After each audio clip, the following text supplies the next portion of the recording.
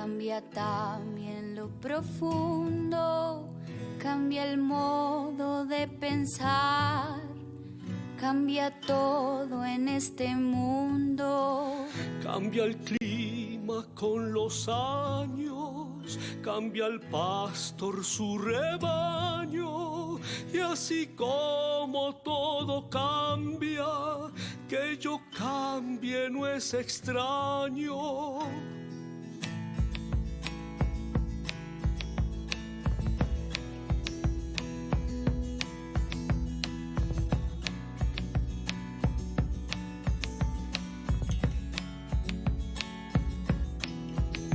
Cambia el más fino brillante.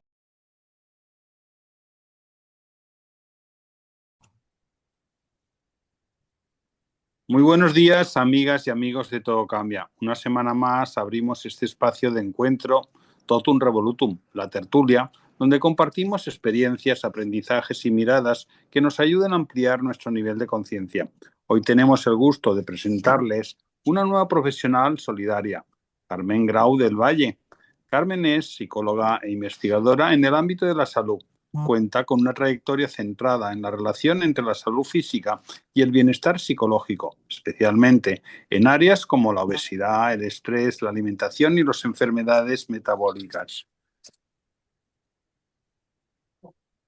Ha participado en proyectos de investigación científica multidisciplinares y es autora de publicaciones en revistas especializadas donde analiza cómo factores psicológicos como el estrés percibido o el estado emocional influyen en la salud y en la evolución de distintas patologías. Su trabajo combina la perspectiva clínica y la investigación, lo que le permite trasladar el conocimiento científico a un enfoque práctico y comprensible para la población general. Además, colabora habitualmente en medios de comunicación donde aporta una visión profesional sobre temas de actualidad relacionados con la salud mental, la imagen corporal, la alimentación y el bienestar emocional. Carmen, bienvenida a Todo Cambia. Esperamos que sea a partir de hoy un lugar seguro para compartir tu sabiduría profesional y humana. Muy buenos días, Carmen. Buenos días, muchísimas gracias por la invitación. Estoy encantada de estar aquí, de poder efectivamente encontrar un lugar seguro en el que poder conversar. Pues el placer es igual nuestro por tenerte. Y como cada semana nos acompaña también Edgardo, profesor de filosofía, coach sistémico y terapeuta en constelaciones familiares. Muy buenos días, Edgardo. Muy buenos días, Salvador. Muy buenos días, Carmen. Encantado de tenerte con nosotros y esperamos que te quedes a formar parte de este equipo. Bienvenida. Gracias.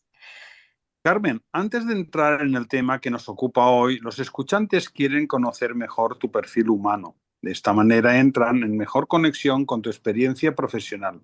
Cuéntanos algo de ti. ¿Qué te llevó a dedicarte a lo que haces hoy? ¿Hubo algún momento o persona que te influyó? Es verdad que no tengo así como un origen súper guay o súper, ¿no? Que hay gente que te cuenta una historia que te quedas como asombrado, como diciendo, wow. Pero sí que es cierto como que mis características o mi personalidad sí que han sido siempre como muy preocupada por la gente, como muy atenta, siempre hay una compañera de trabajo que siempre me dice, preguntas cómo estás de verdad, cómo te ha ido, cómo te encuentras. Entonces creo que desde niña me separaban en clase de todo el mundo, estaba hablando con todo el mundo y como que todo el rato quería conectar y entender a las personas. Y cuando fui creciendo más en la adolescencia, cada vez que veía cómo estaba el mundo, o sea, yo recuerdo cada vez que en mi casa estaban las noticias, siempre decía a mis padres, yo quiero ir a ayudar ahí a las personas, yo quiero poder formar parte de esto, fíjate cómo sufren. No sé, y creo que siempre he conectado mucho con las emociones de las personas, así que decidí antes de hacer psicología, educación infantil, hice un técnico superior en educación infantil y ver a las familias, los niños y todo lo que implicaba, pues dije, bueno, no me quedo sola aquí, creo que quiero hacer psicología. Así que nada, me puse a ello. No tenía muy claro si quería clínica, investigación, recursos humanos, pero vi que la clínica también me encantaba y, por supuesto, luego la investigación, porque creo que es como la base de todo, así que aquí estoy. Muchas gracias por compartir. Toda vivencia nos ayuda a mirar la vida desde nuevas perspectivas. Gracias por compartir.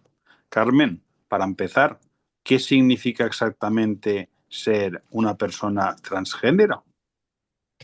Bien, yo creo que la terminología ha ido cambiando mucho a lo largo del tiempo y actualmente es esa discordancia entre el sexo asignado al nacer y el género sentido. Es decir, por un lado tendríamos el sexo, que es la parte del estado más biológico, y el género, que hace referencia a los atributos, actividades, conductas o roles establecidos por la sociedad, ¿no? Esos estereotipos. ¿Qué conceptos básicos conviene aclarar para evitar esas confusiones?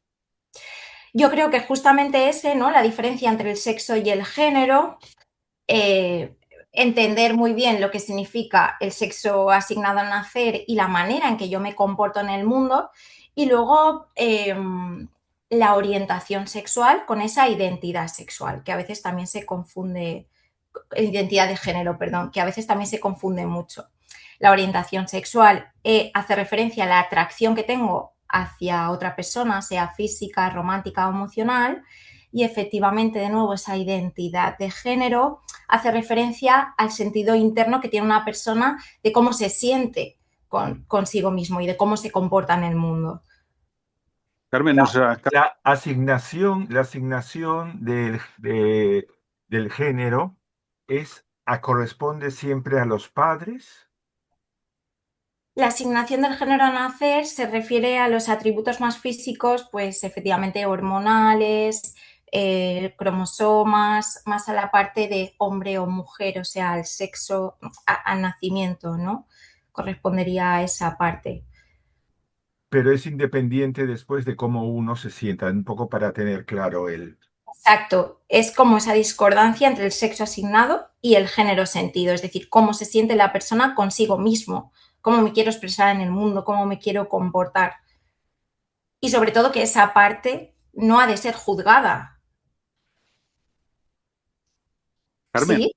sí, sí, no, Carmen, que al hilo de lo que estás comentando de la orientación sexual, que es una duda muy habitual entre la población general, decir, bueno, pues, ¿cómo habría que explicar que esos cromosomas y ese sexo, con la explicación que estás haciendo tú, para que la gente lo entienda de forma más meridiana? A un padre de familia, por ejemplo, ¿no? Claro, entonces por un lado tendríamos el sexo asignado al nacer, que es la parte biológica, el género, que hace referencia a esos atributos, a ese estereotipo de cómo me quiero comportar y cómo me siento en el mundo. Y por otro lado, la orientación sexual, es decir, quién me atrae. ¿Sí? Eso Serían como pilares como muy importantes diferenciar, claro. En eso quizás hace falta una formación más específica para los padres y para la sociedad en general, ¿no? Porque fíjate que nosotros mismos no sabemos distinguir una cosa de la otra, ¿no? Siempre hemos funcionado con categorías que a veces pueden llegar a ser estereotipos de que hemos aprendido sobre la marcha y nunca los hemos cuestionado, ¿no? Por eso queremos a través de este programa pues ayudar a que las personas tengan un mejor nivel de conciencia también en un tema tan delicado como es este, ¿no? Claro, total. Claro, sí, el doctor Gómez hace poco hizo una charla chulísima donde hablaba justo de todo esto y la complejidad que conlleva y del cuidado que hay que tener con las etiquetas y que hay tantas formas que puede resultar muy delicado y que al final lo más importante es no juzgar y que ante todo esté esa libertad humana de sentirte como quieras. Y eso trasladado, lo que estás comentando, a la infancia, ¿cómo puede detectarse que ahí hay una necesidad de estudiar eso un poco más a fondo, esa situación? O sea, ¿te refieres a desde cuándo ellos empiezan a sentir? Entonces, ¿cómo puedes detectar que aquí puede haber una necesidad de un apoyo para el que se pudiera encontrar en esa situación, sobre todo los padres, a ver cuál sería el camino a seguir, porque claro, aquí estamos perdidos todos. Claro, yo creo que también esto es súper complejo porque encima hay muchos artículos donde no hablan de una edad determinada donde tú vas a comenzar este proceso, ¿no? Puede ser la infancia, la adolescencia, la adultez, incluso más mayores. De hecho, el doctor Gómez también tiene un artículo muy interesante de esto. Entonces, claro, es verdad que no es lo mismo ser menor de edad con lo que implica menor de edad, adolescencia, con lo que implica la familia y todo el proceso, con todos los roles que van a estar involucrados a una persona ya más adulta, que incluso tenga pareja, bueno, ¿no? Que ya haya vivido por distintos acontecimientos vitales y que tenga muchas más habilidades y recursos emocionales para gestionarlo. Entonces, en sí ya no hay un momento en el que esto ocurra, pero es verdad que a partir de los 3 años, donde ya se empieza a tener esta concepción de género y de estereotipos, y que hay niños donde cuentan, por ejemplo, aquí tengo como un texto en una actividad de un paciente donde cuenta y donde expresa, cuando era pequeño, recuerdo estar en preescolar, jugar a papás y mamás, y cuando yo socializaba, me sentía mejor con niños que con niñas, quería agradar y encajar, sentía que tenía preferencia por jugar a fútbol, por hacer actividades de niño, efectivamente aquí hablamos de estos estereotipos. Entonces, claro, ya empiezas como a sentir que no estás encajando en lo que a ti te dicen o de la forma en la que te tienes que comportar. Esto, por ejemplo, en este caso. Por ejemplo, tengo la historia de otro paciente donde cuenta que fue la adolescencia, donde comenzó a vestirse diferente, a peinarse diferente y a encajar no en el rol, no en el sexo asignado, sino en cómo se sentía, que se sentía diferente, en moverse diferente, en gesticular diferente y sentir que no se estaba encontrando bien. Entonces, claro, cada persona, según el momento vital en el que se encuentre y en los apoyos, la familia, los amigos, los medios, los recursos, como comentabais, ¿no? Que claro, es súper importante que realmente haya un asesoramiento adecuado. Por ejemplo, en la unidad del hospital hay un psicólogo que se encarga de esto y es un papel fundamental. Después los médicos y ellos además se sienten como efectivamente mucho más recogidos, mucho más acompañados. Entonces sería, no, como norma general, digamos, no hay una etapa concreta, aunque a lo mejor la manifestación más visible sería a partir de pasar de la infancia a la adultez y la pubertad, cuando podría detectarse más fácilmente que puede necesitar una ayuda, un apoyo y los padres saber qué camino seguir, ¿no?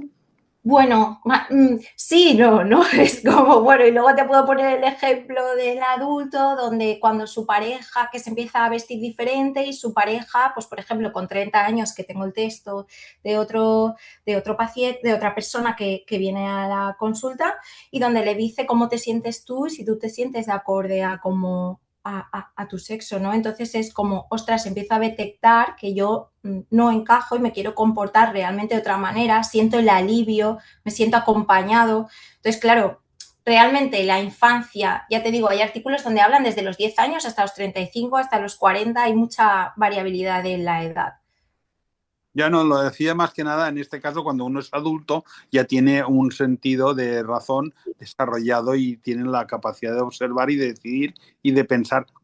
Yo me refería en el tramo en el que son menores de edad y en ese tramo los padres somos los responsables de nuestros hijos y decir, bueno, cómo nosotros que no estamos todavía preparados suficientemente para poder afrontar, cuál sería el camino. Por eso te lo preguntaba, cuál sería el camino a seguir de estos padres que pudieran encontrarse ante esta situación para saber cómo hacerlo. Por eso te preguntaba más o Sí, menos. totalmente, totalmente.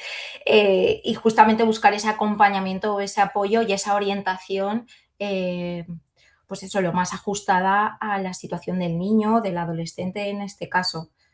Sobre todo una ayuda profesional y una Exacto, relación empática, ¿no? Es decir, aceptar y comprender sin juzgar, ¿no? totalmente, totalmente, Y luego pedir asesoramiento profesional, ¿no? Para que pueda empezar un proceso, ¿no? Que le dé seguridad a la persona, ¿no? Como dice totalmente. Salvador, cuando uno ya es mayor, pues tiene quizás los recursos más a mano porque puede decidir por sí, pero lo que intenta también Salvador es que muchos procesos se verán frustrados por la cerrazón de los padres, ¿no? Que no quieren ver la diferencia. O que no están preparados o no están preparados para poder saber cómo solucionar o cómo darle una salida a esa situación que ellos a lo mejor no tienen o no saben qué herramientas tienen que utilizar para poder dar una respuesta adecuada a esa situación. Sí, porque además en algunos casos, en algunas familias nos encontramos que piensan que va a ser como o sea, como que es una etapa y que va a pasar y no realmente que es algo, un proceso más a medio a largo plazo. Entonces, claro, para ellos también es difícil y además tengo pacientes, tengo diarios en el que cuentan un poco, pues efectivamente que el momento en el que se comunica, el momento en el que digo cómo me siento, uno de los puntos complicados es la familia. Y aquí nos encontramos, pues bueno, tenemos a algunos chicos que hacen roleplay en consulta de cómo transmitirlo, de cómo transmitir cómo se sienten, porque para los papás también va a ser un proceso, tanto en la infancia como en la adolescencia, incluso en la adultez. O sea, ellos también tienen que asumir e integrar el cambio que va a suponer. Pero la etapa de la pubertad, te lo decía por eso, porque todavía están que no son mayores de edad, pero claro, se encuentran en una encrucijada desconocida. Si encima le añades más incertidumbres de más cosas, ¿cómo afrontarlas de la forma adecuada? Por eso de ahí era la pregunta, Muy porque claro, bien. Eh, estamos. entonces nos centramos, ¿qué te parece? ¿En cuál es tu intervención en concreta desde donde tú profesionalmente acompañas estas situaciones? Claro, como cuando llegan a endocrinonutrición, que estamos en distintos proyectos y estudios de investigación, que además Milagros Rocha tiene ahora un proyecto muy chulo con las personas trans, nuestra función o nuestro papel es, en primer lugar, como comentabas antes, efectivamente es una minoría y como minoría van a necesitar este acompañamiento porque estos pacientes ya el propio estresor de pertenecer a una minoría social donde además he sido discriminada, juzgada y que realmente no siento comprendida, incluso cierto rechazo social, claro, cuando llegan a la consulta, digamos que el trabajo que hacemos no es tanto centrado, fíjate, en este proceso, sino en la persona. Es decir, dejando y minimizando este aspecto y centrándonos, pues, por ejemplo, en tanto en la autoestima, porque hemos visto en la bibliografía que hay artículos donde efectivamente el 50% de ellos tienen una autoestima baja, una percepción no muy buena de su autoconcepto. Por otro lado, las características de la personalidad. Ellos vienen y sienten que tienen que definir una nueva identidad, que son una nueva persona. Por ejemplo, los miedos. El miedo al rechazo es algo que lo trabajamos muchísimo por cómo se han relacionado, por justamente el transmitir cómo me siento con este proceso, tanto a mi familia como a mis amigos. Me lleva a lo mejor hasta incluso no ser yo mismo, no expresar mis emociones, no poner límites y a una situación de frustración, como comentabas anteriormente, muy importante. Luego, por ejemplo, los lastres, las creencias, los pensamientos que tengo conmigo mismo. Entonces, digamos que hacemos como un abordaje mucho más psicoeducativo desde esa esfera, ¿no? O acompañamiento emocional que realmente les ayuda muchísimo, más allá de hombre o mujer, ¿sí? Extiéndete un poquito más en ese acompañamiento, por favor, porque claro, para todo el mundo será novedoso, incluso a mucha gente le dará miedo acercarse a un servicio donde probablemente se sientan más que los identifiquen, ¿no? Es, Claro. De ahí que justo las etiquetas, pues bueno, no nos terminan como de gustar mucho, ¿no? Y al final tratamos a la persona, humanizamos absolutamente todo este proceso. Pues mira, por ejemplo, si os parece, puedo leeros un texto de una persona que acude a la consulta donde cuando le pregunto cómo es y cómo se siente, lo primero que nos dice es, no sé por dónde empezar, creo que como todos mi personalidad se forma en base a muchos aspectos y también creo que depende de cómo tengo el día y de cómo es mi estado de ánimo. Creo que soy una persona simpática, aunque la gran mayoría del tiempo creo que suyo bien queda, entre comillas lo pone, porque me gusta complacer a la gente, o más bien no, pero muchas veces lo hago inconscientemente por miedo al rechazo. De hecho, muchos piensan que soy muy servicial y honestamente no me gusta que lo piensen. Soy paciente, pero mientras espero también soy muy desesperado, incluso hasta a veces muy nervioso. Soy bastante negativo y me suelo poner en lo peor, pensando que las cosas no me van a salir o que no voy a ser capaz de hacerlo. Con respecto a la bondad con la gente, creo que no recibo todo lo que doy y eso también me frustra y me genera muchas decepciones. Soy una persona entregada, con todo aquello que me propongo, quiero o me apasiona, hasta el punto de que soy un exagerado. Cuidado, que esto de exagerado también me genera malestar. Soy sensible, lloro por todo y me afecta todo muchísimo, hasta incluso de quedármelo y no expresar ni una sola palabra. Por ejemplo, esto es súper bonito ver cómo más allá de poner esas etiquetas, ¿no? De cómo se siente una persona, fijaos el estado de ánimo, ese miedo al rechazo, los aspectos a trabajar dentro de cómo se define. Luego, por ejemplo, a esto podemos añadir en cómo quieres ser tú, qué quieres soltar de ti mismo, ¿no? O sea, qué es lo que sientes un lastre que no te deja avanzar. Y de verdad surgen cosas súper bonitas. Por ejemplo, qué les hace feliz o qué les hacen sentir bien. Este mismo paciente nos explica, me hace feliz las pequeñas cosas. Me encanta terminar de trabajar y sentarme en el sofá a descansar, ver un rato la tele, escuchar música. Me hace feliz disfrutar de un buen plato de comida. Disfruto mucho saliendo a comer, salir con mis amigos. Me hace sentir satisfecho cuando me propongo algo y sobre todo cuando lo consigo, aunque a veces me cuesta alcanzar mis metas. Me siento satisfecho cuando aprendo cosas nuevas, y sobre todo si es de mis cosas favoritas. Siempre me ha hecho feliz saber de todo un poco porque soy muy curioso. Me encanta escuchar música, cantar, me hace sentir bien. Me gustan mucho todos los tipos de música. Me gusta y me hace feliz ver sonreír a las personas que quiero y sobre todo a todas las personas que les bromeo o les hago boberías. Me hace feliz dedicarme tiempo a mí mismo, ver la tele y sobre todo me hace feliz sentir cuando estoy y soy mejor conmigo y con mi familia. Muy interesante y aporta mucha luz de lo que está leyendo. Yo creo que estas actividades, sobre todo escribirlo, transmitirlo, contarlo y que realmente, sobre todo, no me juzguen y pueda contar cómo soy o cómo me siento, creo que es yo creo que es la primera puerta que se abre a voy a abrir mi corazón, voy a abrir cómo soy y cómo me siento y sobre todo querer conocerte, querer mejorar, ¿no? Querer entender, ¿no? Nosotros somos nuestras luces y nuestras sombras, querer entender también todo aquello que me duele, lo que me cuesta, lo que me hace sufrir y creo que esto es fundamental. Carmen, desde la psicología, al hilo de lo que has estado ampliando y comentando, esas necesidades emocionales que suelen tener las personas transgénero, que tú has estado ya relatando casos que se han expresado, cambian según la edad o el momento vital de cada uno.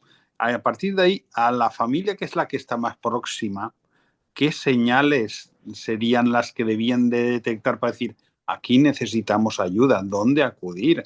Por ejemplo, alguna característica más que nos quisiera subrayar para comprender a esas personas transgénero que esperan de nosotros o de la sociedad.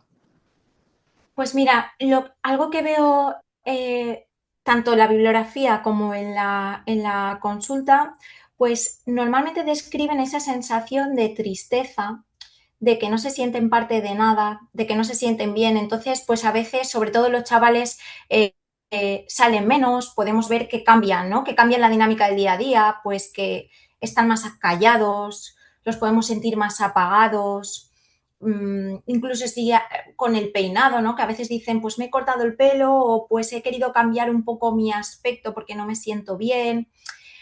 Ahí los papás a veces cometen el error sin saberlo y con toda la buena voluntad de que esto qué feo es, ¿no? ¿Por qué te pones esto tan ancho si realmente tú no vistes así o por qué te estás comportando de este modo? Entonces podemos detectar en esas conductas o en esos cambios en el día a día que están más ansiosos o que en el cole nos puedan decir que están más despistados.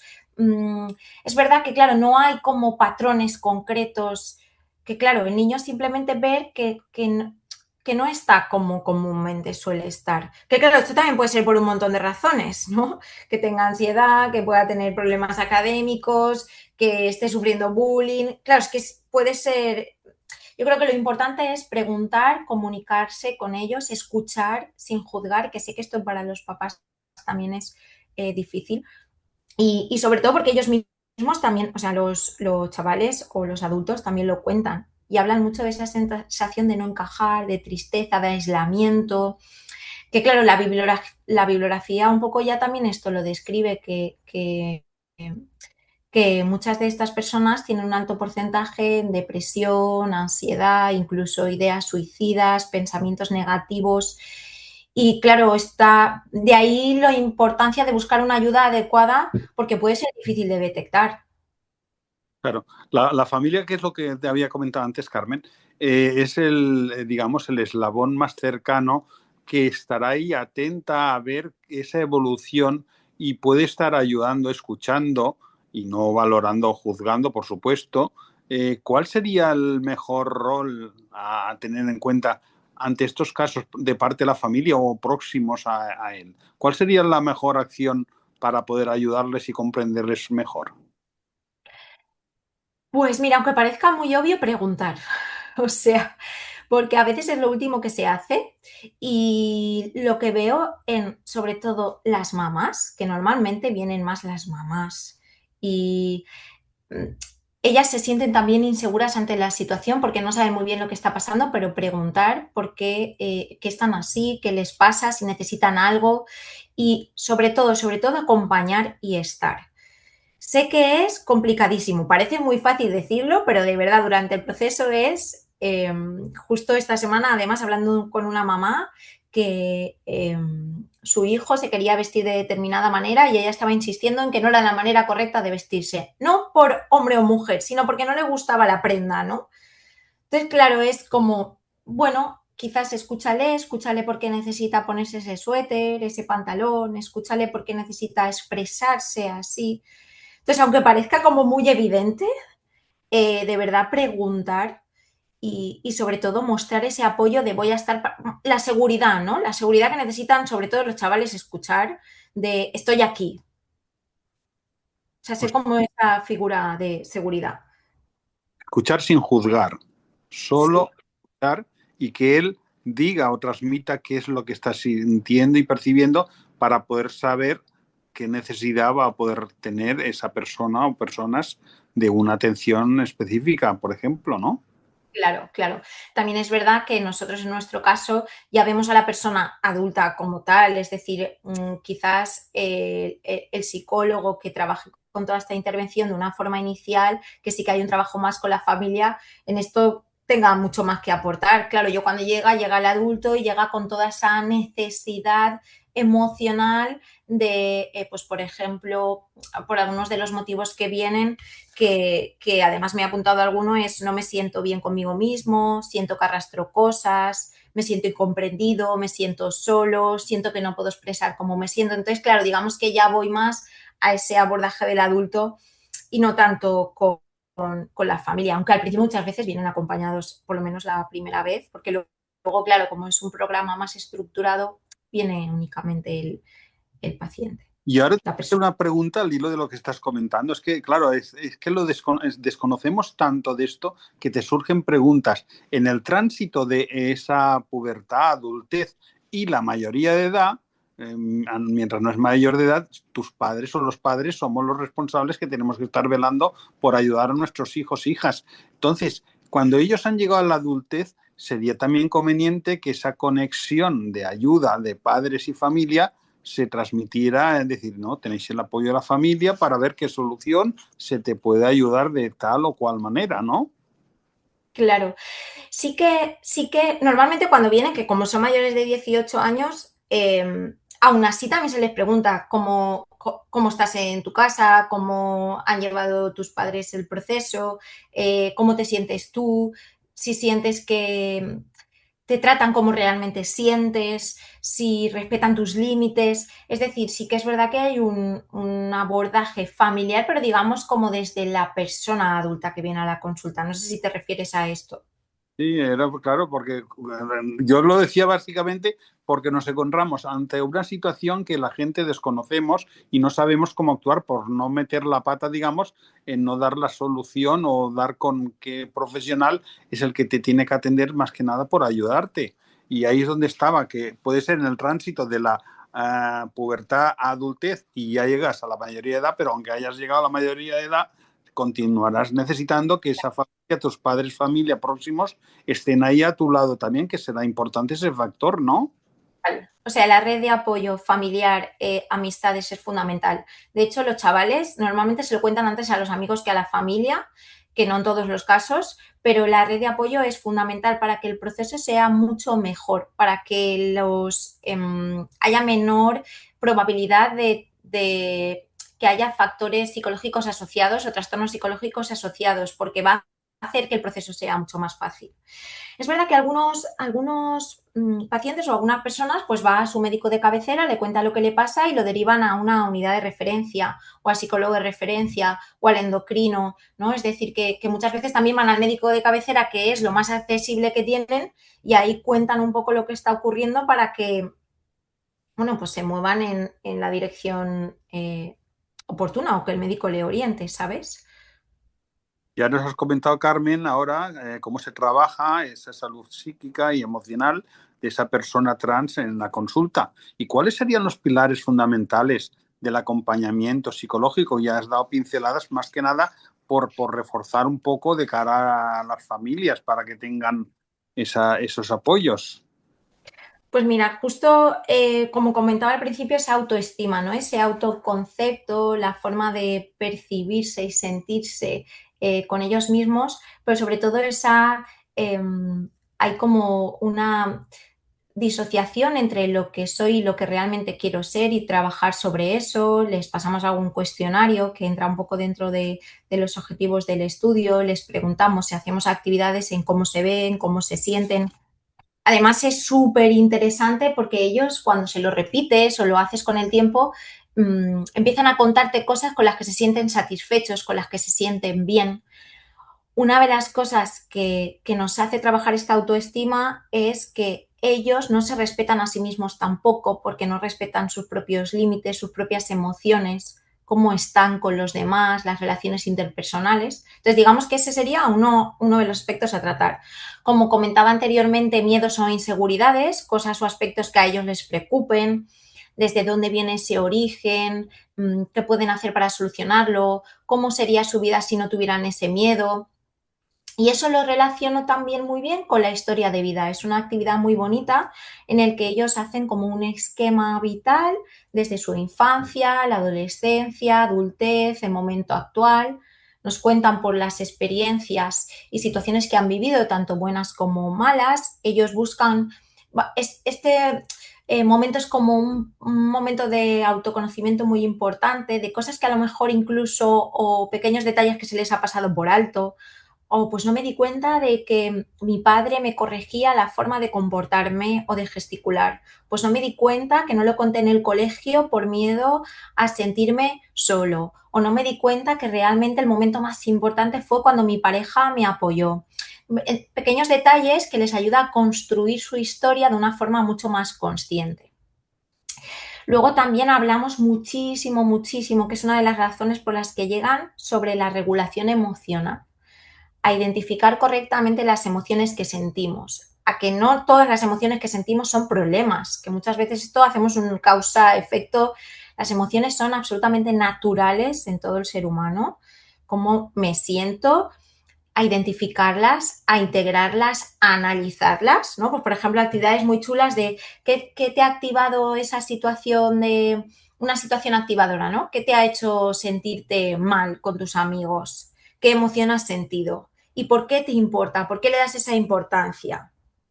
¿Cómo te sentiste? Es decir, a ordenar, como a poner cada cosa en su cajón con respecto a las emociones sin tratarlo como un problema o un trastorno, porque esto también en las redes está ocurriendo mucho que me siento así, tengo ansiedad, me siento triste, tengo depresión, ¿no? Y realmente no es así. Las emociones forman parte de nosotros y ayudar a analizarlas. Además les gusta mucho, hacen actividades muy chulas luego esto lo relaciono con la reestructuración cognitiva, es decir, con los pensamientos y las creencias que tienen, tanto de sí mismos como otras personas han creado de sí mismos y cómo soltarlas con el tiempo. Es decir, a veces les llamo la actividad de la goma elástica o la actividad del globo. Y les digo, imaginaos que estamos en un globo estático y tenemos que volar. ¿Qué lastres vamos a soltar que nos están anclando a no avanzar? Y esto, ¿qué pensamientos son estos, no? ¿O qué creencias tengo de mí mismo que me hacen daño?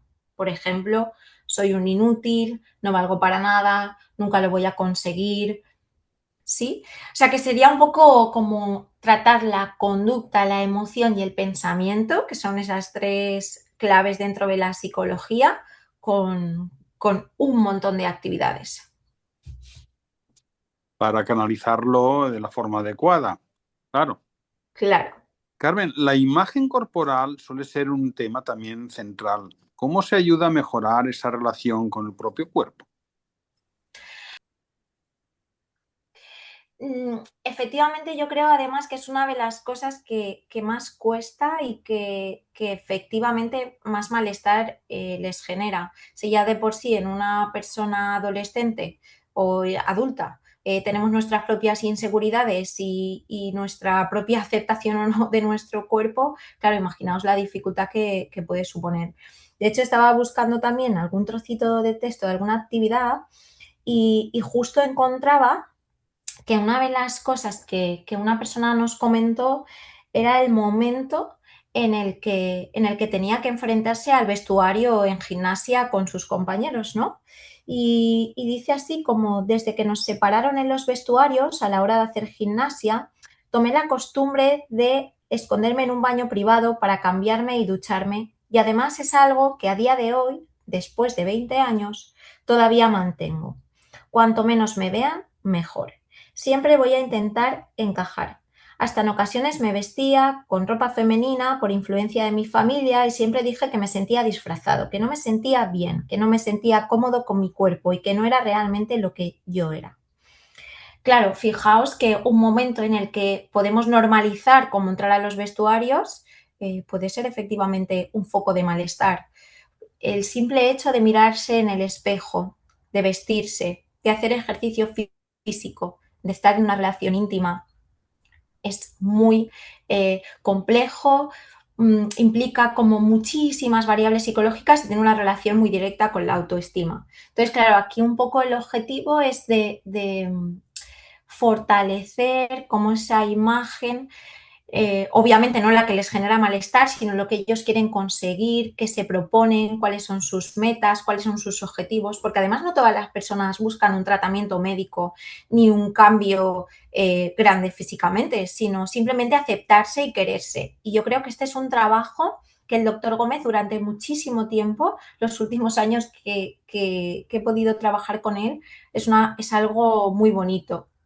Entonces, pues bueno, les preguntamos, les hacemos también en vez de la línea de vida, la línea de identidad, cómo se ven, cómo se sienten, qué aspectos quieren trabajar, qué les gusta de sí mismos, qué les gustaría cambiar, cuánto es factible es ese cambio. Aquí, por ejemplo, en los adultos también tengo escrito que las parejas son súper importantes. Creo que son un apoyo fundamental en esa intimidad, en el amor romántico, en el amor físico y, y creo de verdad que suman muchísimo, muchísimo, muchísimo, sobre todo la gente que me encuentro que nos lo cuenta, ¿no? Es que es muy importante esa etapa y esa relación que tenemos.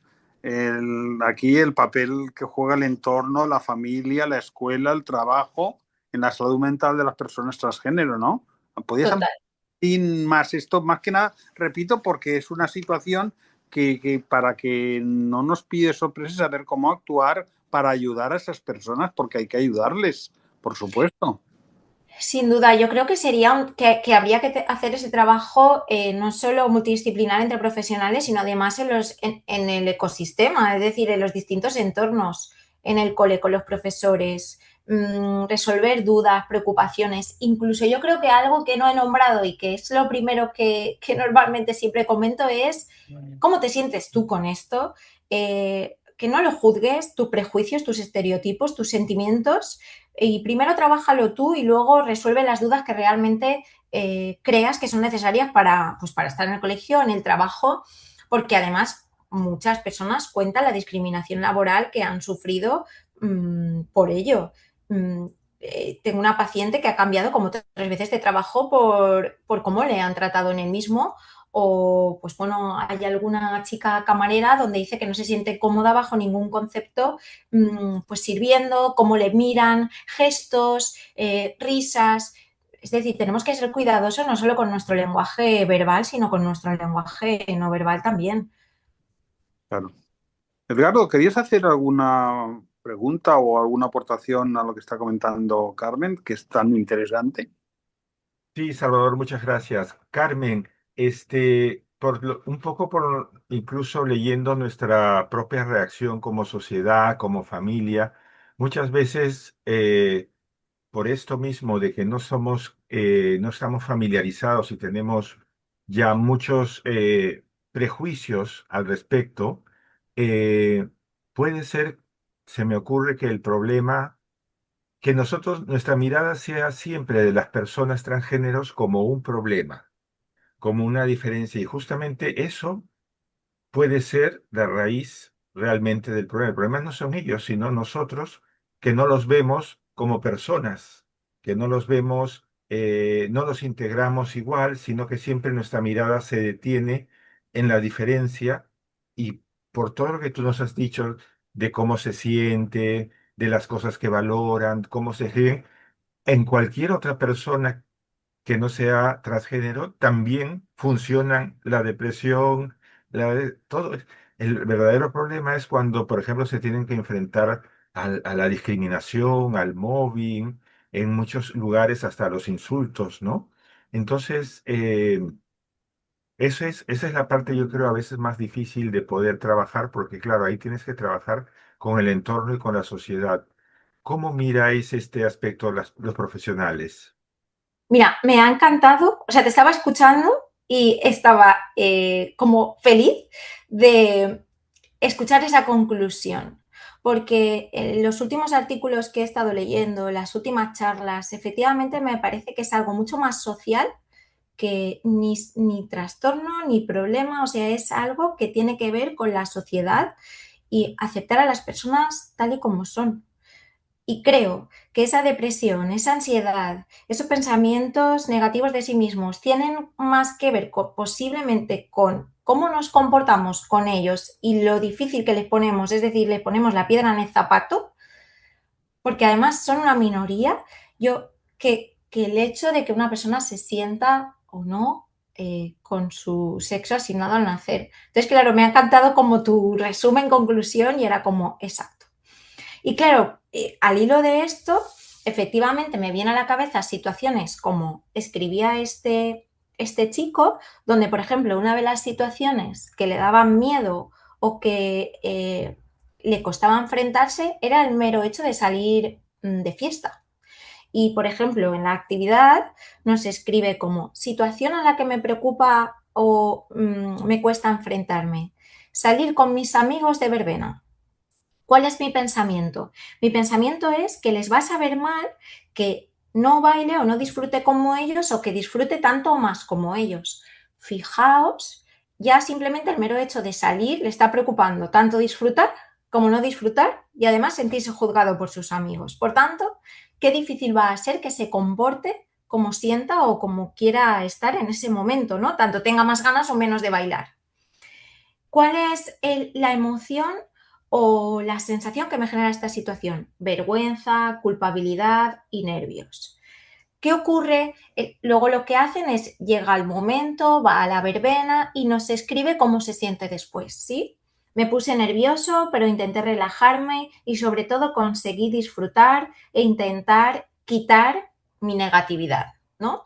Claro, aquí pues ya interviene el trabajo que haríamos con los pensamientos, qué pensamientos tenía en ese momento, por qué se siente así con sus amigos, si hay alguien en concreto que le ha hecho sentir mal en algún momento dado, por qué se siente así, ¿no? Un poco en esa línea. Por ejemplo, en la parte física que comentábamos anteriormente, es también una situación de malestar. Por ejemplo, no quererme o no mirarme al espejo. ¿Qué pensamiento tengo? Pues no me quiero físicamente, porque tengo días en los que estoy menos normal o más de bajón, y sobre todo intento pensar que si lo hago poco a poco conseguiré quererme tal y como soy. Tanto así puede ser con la relación con los padres, con miedo a cómo soy, incluso miedo a ser como soy por no ser muy cariñoso y que me rechacen e intentar regularme. Claro, es como, si os fijáis un poco al hilo de lo que comentabais, ya tiene que ver miedo a ser como soy con los demás, miedo a ser como soy físicamente y conmigo mismo, miedo a comportarme en distintas situaciones sociales. Claro, como bien comentabas, todo va al hilo de nuestra sociedad, de las personas que le rodean. Es que aunque la sociedad ha evolucionado, necesitamos esa educación o reeducación para Total. estar a la altura de las circunstancias, porque igual estamos anclados en una mentalidad que pudiera ser que es o blanco o negro, pero pueden haber otros matices. Y en fin, ahí por de ahí es el interés de preguntarte para aclarar un poquito o digamos, enseñar o decir a los padres, a familia, cómo enfocar esa ayuda para esa persona que lo está necesitando. Claro, claro. Mira, por ejemplo, ahora me viene a la mente que las asociaciones también pueden ser un buen lugar, los grupos, ¿no? Que también hacen talleres, informan personas que están viviendo por lo mismo que puedes estar viviendo tú, y esto también puede ser muy interesante para los padres, un poco viendo que es el foco o una de las preocupaciones de la charla. Eso a los padres saber educarlos o decirles cuáles serían las pautas más idóneas para cuando detecten cualquier cosa, de cualquier síntoma, para poder ayudar, por supuesto, y enfocarlo de la forma más adecuada posible, claro. Desde tu experiencia, Carmen, ¿cuáles serían las necesidades afectivas? Estamos de acuerdo con que son las mismas necesidades afectivas de cualquier persona, de cualquier adolescente, de cualquier adulto, pero quizás en el caso especial se genera el ambiente unas determinadas necesidades. Yo creo, supongo, y mi idea puede ser un prejuicio, que una de las cosas más importantes que se necesita trabajar es la seguridad de ser de como soy y de que está bien como soy, ¿verdad? Sí, sí, por eso un poco, una de las actividades que comentaba, uno de los aspectos a trabajar puedan ser esas características de la personalidad o toda mi historia y cómo me he comportado a lo largo del tiempo, cuáles han sido mis fortalezas, ¿no? Un poco en la línea de eh, buscar sentirme seguro con quien elijo ser. Claro, de ahí, por ejemplo, algo muy interesante, lo que trabajamos con ellos, por ejemplo, en este chico, qué problemas o conflictos has tenido a lo largo de tu vida contigo mismo que a lo mejor se haya repetido a lo largo del tiempo. Y una de las cosas que muchas veces nombran o cuentan, como en este caso, es justo eso, no quererme a mí mismo tal y como soy, sentirme inferior, sentirme que nada me va a ir bien nunca, creer que voy a ser infeliz siempre, que nadie me va a querer como soy, por lo que no me comporto como tal, hasta el punto de que me dé miedo quedarme solo, incluso llegar a quedarme solo en casa. A nivel personal o de vivencia, siento que tener problemas con mis padres o no tener una buena relación con mis padres puede hacer que tampoco me sienta bien conmigo mismo, incluso que me culpe por ello, o pasar por vivencias como he pasado a lo largo de los años en el colegio o en el instituto con esta soledad. Esto es un poco un escrito que este paciente hace. Y de ahí, pues efectivamente preguntar por qué problemas o conflictos has podido tener con tus padres, qué emociones tuviste en esos momentos que te hacían sentir, no sentirte bien contigo mismo. Por ejemplo, nos habla de ansiedad, tristeza, negatividad, querer estar solo, pero a la vez no, porque sentía que necesitaba el acompañamiento de alguien.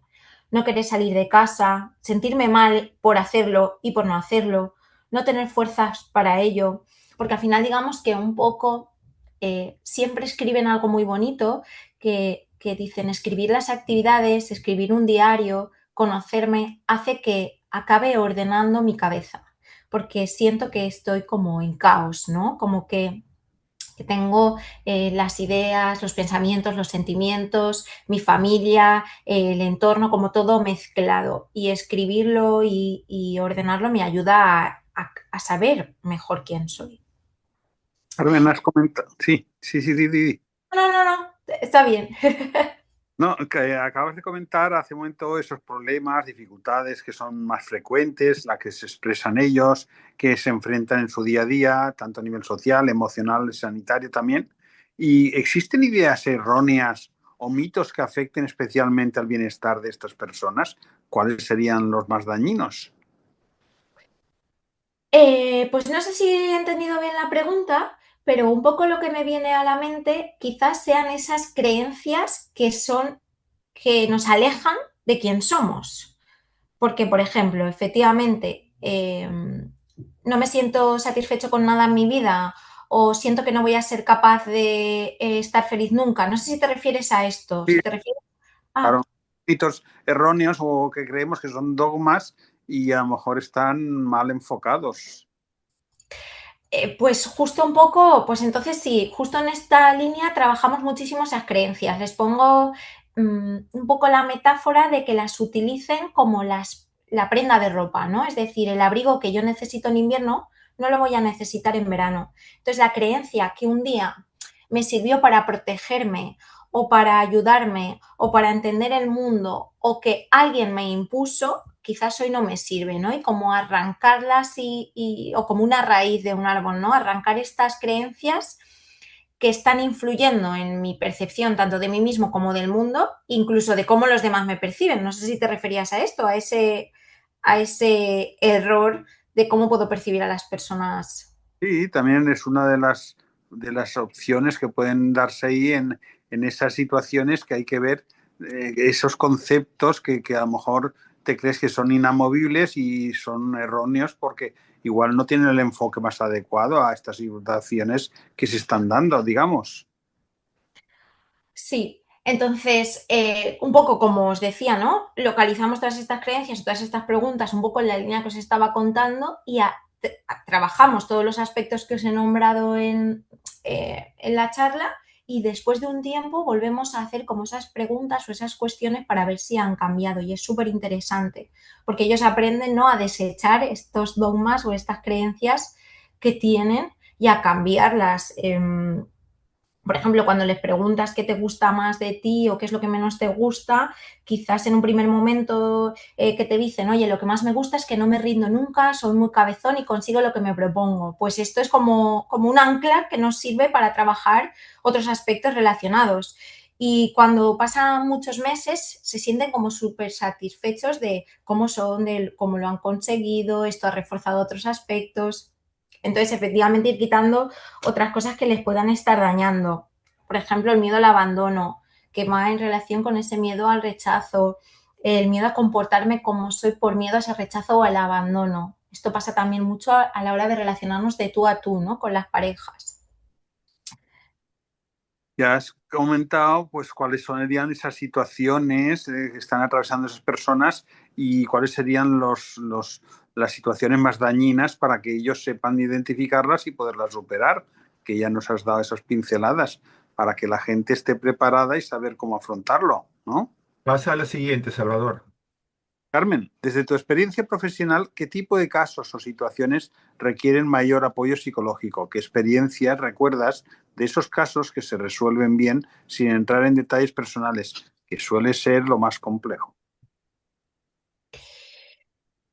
Uf, a ver, me viene como a la mente varios pacientes que hemos estado tiempo.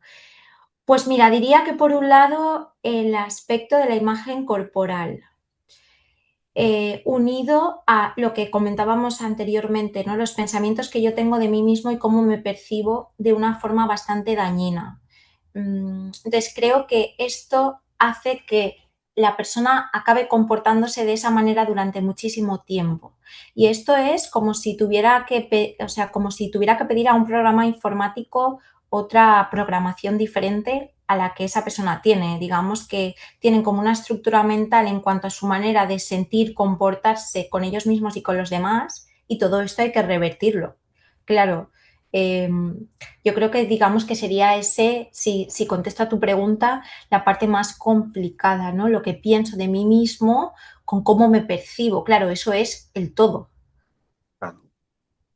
Carmen, para terminar, ¿qué mensaje le gustaría trasladar a la sociedad para mejorar esa comprensión, el respeto y la salud integral de esas personas transgénero?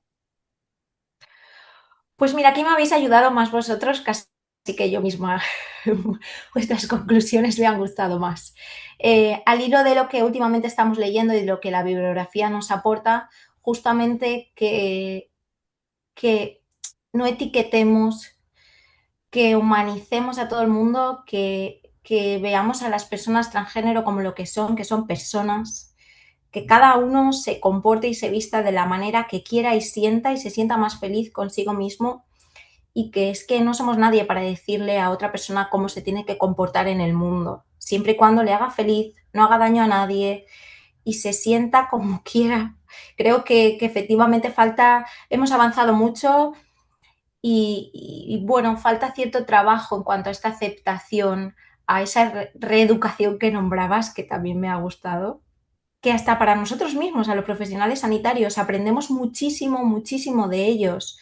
Las personas que acuden a nuestras consultas son las que nos hacen ser mejor, son las que nos enseñan y son las que nos ayudan a seguir orientando, pues efectivamente, nuestros estudios, nuestras consultas, a reforzarlo con la bibliografía y con la ciencia, por supuestísimo.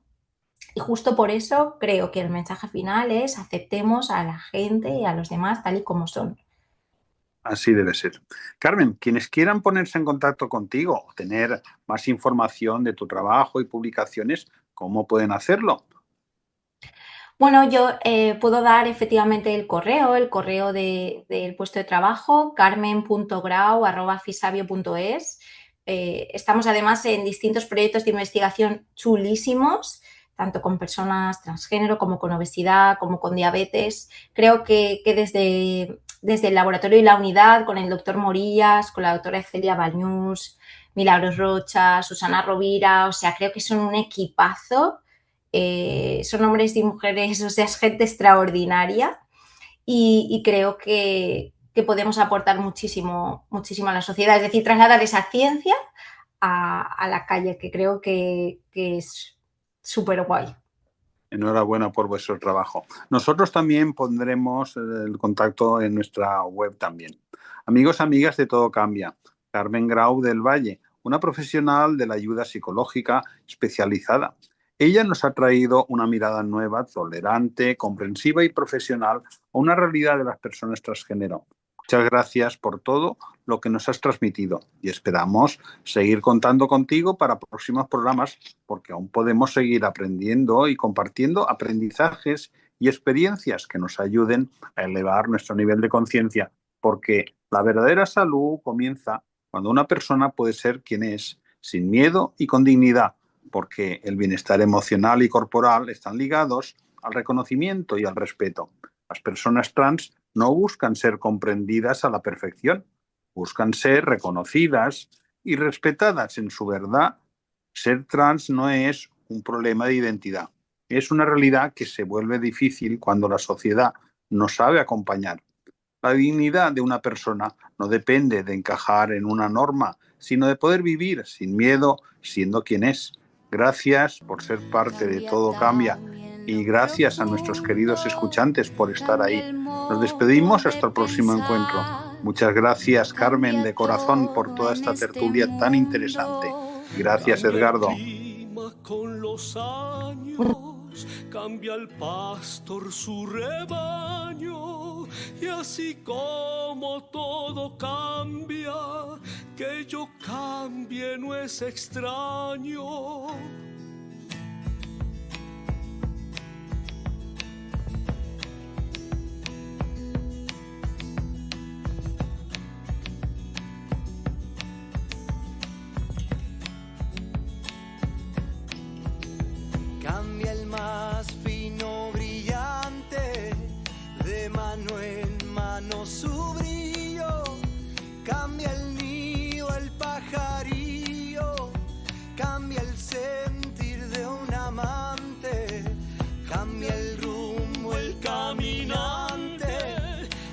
esto le cause daño. Y así como todo cambia, que yo cambie no es extraño.